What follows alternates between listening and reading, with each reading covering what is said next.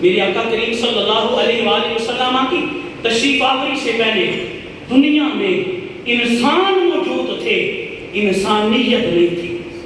اور اگر آج انسانیت نظر آ رہی ہے تو یہ حضور کی آمد کا صدقہ ہے. اہل عرب کہتے ہیں الفضل ما شاہدت بہ الاعداء، فضیلت وہ ہے جسے دشمن بھی مانے، دشمن بھی تسلیم کرے. یورپ کا ایک سکالر ہے مسٹر برفا، اس نے ایک کتاب لکھی ہے. اس کتاب کے اندر وہ لکھتا ہے اگر حضور کی تشریف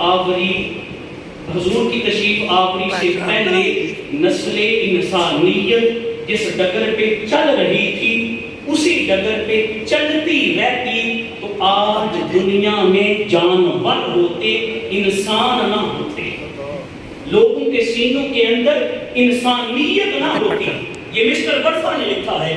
وہ لکھتے ہیں حضور نے آ کے لوگوں کو انسانیت سکھائی ہے. اللہ کے رسول نے آ کے دنیا کو انسانیت سکھائی ہے. آپ ایک پائرانہ جائزہ لیں 6 صدی عیسوی میں کہ دنیا کی کیا حالت تھی.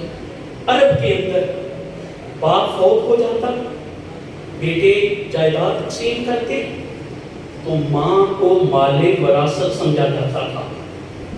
کسی بیٹے کے حصے مکان، کسی بیٹے کے حصے دکان، کسی بیٹے کے حصے سامان، اور کسی بیٹے کے حصے ماں آ جاتی.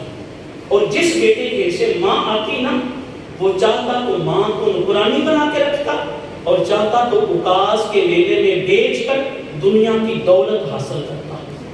کتنے ایسے بیٹے تھے جنہوں نے اپنی ماں کو بیچا ہے اور اس دنیا کی دولت حاصل کی ہے.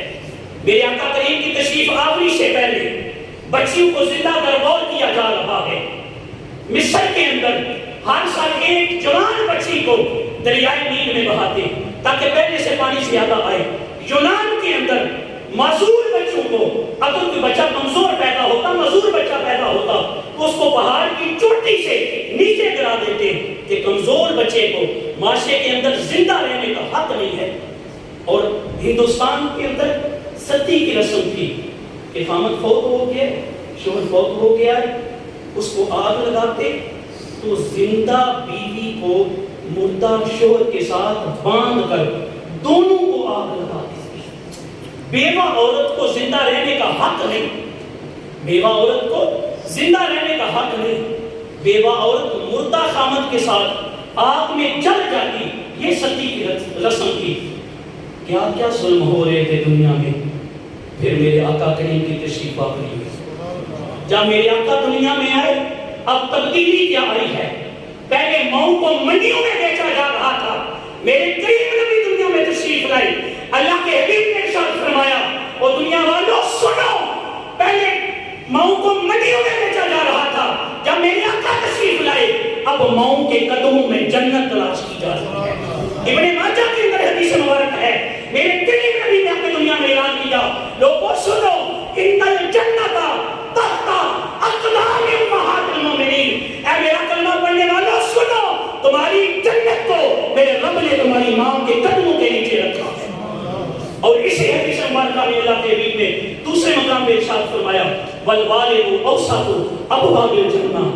میرے کریم نے فرمایا تمہارا جو باپ ہے نا یہ جنت کا مرکزی دروازہ ہے. والوالد اوسط ابواب الجنہ، تمہارا باپ جنت کا مرکزی دروازہ ہے. اور میری ملت کے بادشاہ اور مسلمانوں، میرے نبی کی آمد سے پہلے جن کے ساتھ غلاموں جیسا سلوک کیا جا رہا تھا، جن کو منڈیوں میں بیچا جا رہا تھا، میرے آقا دنیا میں تشریف لائے. حضور نے فرمایا ہوما جنت کا و نار کا. اے میرا کلمہ پڑھنے والوں سنو، اگر جنت میں جانا چاہتے ہو اپنے والدین کو راضی کر لو، عرش کا رب تمہیں جنت عطا کرے گا. ہم نے در ضیاء الامت کے لیے جتنے علماء آپ کے سامنے بیٹھے ہیں ان سب نے در ضیاء الامت کے ٹکڑے کھائے ہیں. مجھے اپنی جگہ کی حساسیت کا علم ہے. مجھے پتہ ہے میں کس جگہ پہ کھڑا ہو کر آپ کے سامنے گفتگو کر رہا ہوں. بڑے افسوس کے ساتھ، دکھی دل کے ساتھ یہ بات آپ کے سامنے بیان کرنے لگا ہوں. آج 1400 سال گزرنے کے بعد کلمہ پڑھنے والے یہ سوال پوچھتے ہیں حضرت ہمیں میلاد منانا چاہیے یا نہیں منانا چاہیے؟ ہمیں حضور کے میلاد کی محفل سجانی چاہیے یا نہیں سجانی چاہیے؟ کسی کے عقیدے کو ہٹ کرنا، کسی کے مسلک کو ہٹ کرنا، یہ ہماری تربیت کے اندر شامل نہیں۔ ہم نے درس علومت کے ٹکڑے کھائے ہیں، ہم محبت کا درس دیتے ہیں۔ مجھ سے پوچھتے ہو تو آؤ، میرا یہ ایمان ہے، میں کہتا ہوں اس ماں کو میلاد منانا چاہیے جس کو عزت میرے مصطفیٰ نے آپ کے عطا کی ہے، اس باپ کو میلاد منانا چاہیے جس کو عزت اور عظمت میرے مصطفیٰ کے صدقے میں ملی ہے، اس بیٹی کو میلاد منانا چاہیے جس کو زندہ کر کیا جا رہا تھا۔ میرے آقا دنیا میں تشریف لائے، فرمایا دنیا والوں سنو، جس نے بیٹی کی پرورش کی وہ کل قیامت کے دن جنت میں مجھ محمد کے ساتھ ہوگا۔ میرے آقا دنیا میں تشریف لائے، حضور نے آ کے بتایا ہے کہ ماں کا مقام کیا ہے، باپ کا مقام کیا ہے، بہن کا مقام کیا ہے۔ یہ ایک